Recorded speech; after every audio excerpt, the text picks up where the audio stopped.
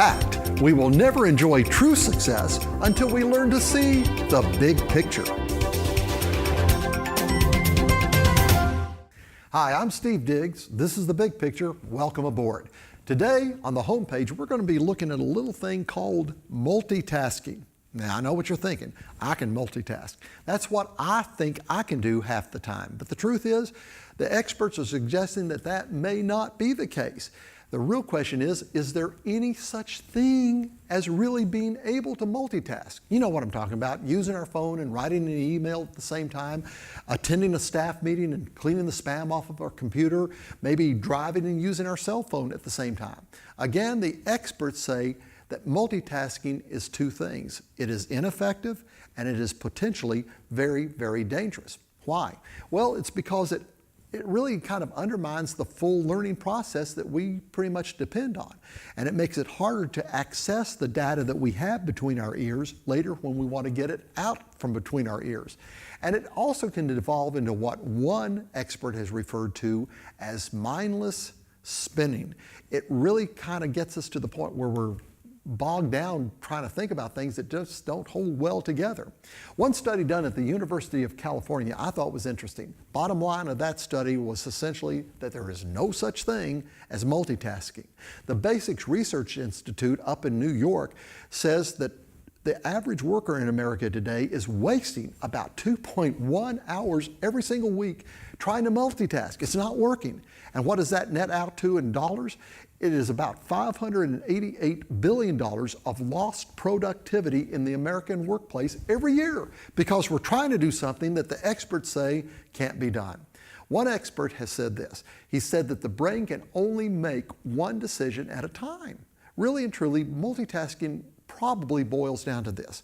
It's an effort to try to do two or three things at once when in fact what we're really doing is we're doing this thing for a moment with this part of our brain, we shut it off, we go to this part of our brain, do this other thing for a moment, and we come back and forth. Really, we're just going back and forth and not doing two things at once.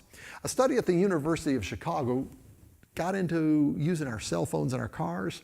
Again, I didn't care too much to hear about this one, but here's what they learned. They did a study of two groups of people. They did a study of people that were 68 and older and those that were 21 years old and younger. The job was simply to get in the car and use your phone. Here's what they learned. They learned that in both cases, it impeded their driving. The 68-year-olds, it took them longer to recognize the problem. The 21s and younger, it took them longer to react to the problem once they did recognize it. But again, in both cases, didn't serve them very well. Here's the thing that is really the worst, they tell us.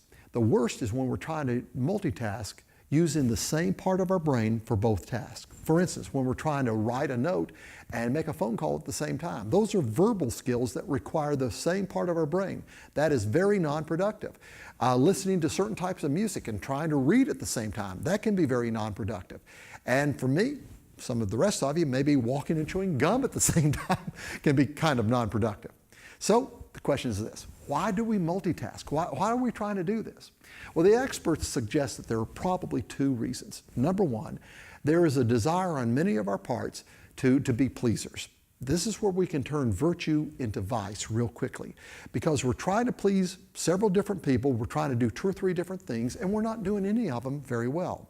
Second reason, because we're in a generation today that loves its adrenaline. There's an adrenaline rush in many people when they're trying to do several things. Those are probably the main reasons why we tend to try to do this task that the experts are telling us is pretty much impossible. Even if we can do it, you know, we learn slower, we can't pull the data back, and we tend to forget stuff. And for people like me, my forgetter these days is already working better than my rememberer. I don't think I need to be multitasking. How about you? I'm Steve Diggs. This has been The Big Picture. I'll see you next time.